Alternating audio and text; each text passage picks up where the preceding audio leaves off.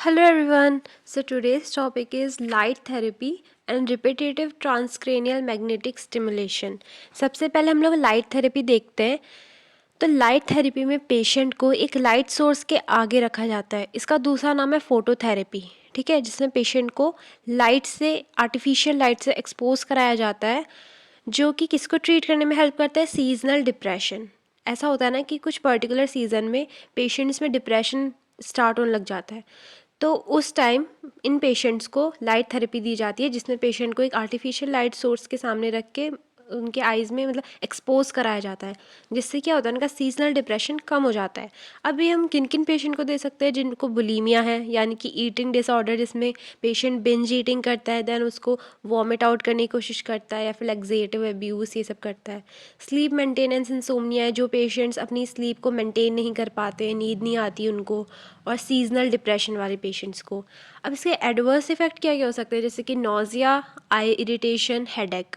अब किन पेशेंट्स को नहीं देना है, किन में कॉन्ट्रा इंडिकेटेड है ये, जैसे कि ग्लूकोमा वाले पेशेंट, कैटरैक्ट वाले पेशेंट, या फिर जिनके पास फोटो सेंसिटाइजिंग मेडिकेशंस चल रही है जिनको।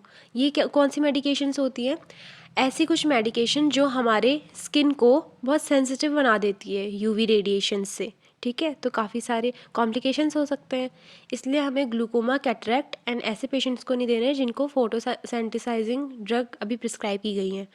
नर्स का क्या रोल होगा इसमें, हमें ये इंश्योर करना है कि पेशेंट हमारा लाइट सोर्स से 3 फीट्स की दूरी पे है, और पेशेंट किसी ना किसी एक्टिविटी में इंगेज रहे तो सही है। फिर उनको हमें बीच बीच में बोलना है कि आप एक बार देख लो लाइट सोर्स को कुछ मिनट के लिए, फिर आप अपनी एक्टिविटी करते रहना, लेकिन कुछ कुछ मतलब थोड़े थोड़े टाइम पे उनको देखना है लाइट सोर्स को कुछ मिनट के लिए।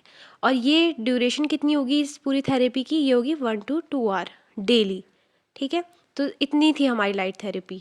नेक्स्ट है repetitive transcranial magnetic stimulation, RTMS। इसमें पेशेंट के ब्रेन के अराउंड एक मैग्नेटिक फील्ड बना दिया जाता है। अब इस मैग्नेटिक फील्ड से क्या होता है, जो ब्रेन के अंदर न्यूरोट्रांसमीटर होते हैं वो इंक्रीज़ होते हैं, और जो बीटा एड्रेनर्जिक रिसेप्टर होते हैं वो डाउन रेगुलेट होने लग जाते हैं। अब इस इंक्रीज्ड न्यूरोट्रांसमीटर के रिलीज से और बीटा एड्रेनर्जिक रिसेप्टर के डाउन रेगुलेट होने से क्या होता है, काफ़ी सारे डिप्रेसिव सिम्टम्स जो पेशेंट में आ रहे होते हैं वो ट्रीट हो जाते हैं। तो इस थेरेपी को हम ECT के उसमें भी यूज़ कर सकते हैं, जैसे अगर आप ECT ना कर रहे हो तो इसको परफॉर्म कर सकते हैं, ठीक है। मतलब ये इक्विवेलेंट इफेक्ट दिखाती है ECT के बराबर। या फिर जिन पेशेंट्स में ECT हम मतलब इंडिकेट नहीं होता, कॉन्ट्रा इंडिकेटेड होता है, उन पेशेंट्स में हम इसे कर सकते हैं, क्योंकि इसका दोनों का इफेक्ट सेम ही आता है। और जो नॉन साइकोटिक वाले होते हैं यानी कि न्यूरोसिस वाले पेशेंट्स, उनमें हम लोग ये चीज़ कर सकते हैं, काफ़ी इफेक्टिव है उनके लिए। अब इसका बहुत बड़ा एडवर्स इफेक्ट ये है कि जिन पेशेंट्स को पहले से सीजर्स नहीं होते उनको भी सीजर्स हो जाते हैं, ठीक है। ये बहुत बड़ा एडवर्स इफेक्ट है। और सबसे मेन चीज़ क्या है जो एज ए नर्सिंग ऑफिसर हम लोगों को देखनी है, कि पेशेंट जो भी RTMS के लिए जा रहा है उसमें कहीं कोई मेटल इम्प्लांट तो नहीं है। अब मेटल इम्प्लांट कैसे हो सकता है एक ह्यूमन बॉडी में, या तो अगर आप आर्टिफिशियल पेस मेकर लगा दो, या फिर कई बार फ्रैक्चर को ट्रीट करने के लिए भी एक मेटल रॉड डाल देते हैं आर्म में, लेग में, ठीक है। तो ये चीज़ हमें देखनी है, क्योंकि फिर मैग्नेटिक फील्ड क्रिएट कर रहे हैं हम, तो कुछ भी हो सकता है उससे। और हार्ट डिजीज़ वाले पेशेंट्स के लिए भी ये थेरेपी कॉन्ट्रा इंडिकेटेड है। प्लस जिन पेशेंट्स का ICP इंट्राक्रेनियल प्रेशर बढ़ा हुआ है उन पेशेंट्स को भी नहीं देनी होती है। तो यहाँ पे हमारा light therapy and repetitive transcranial magnetic stimulation भी कंप्लीट होता है। Next video will be on therapeutic community. Okay, bye.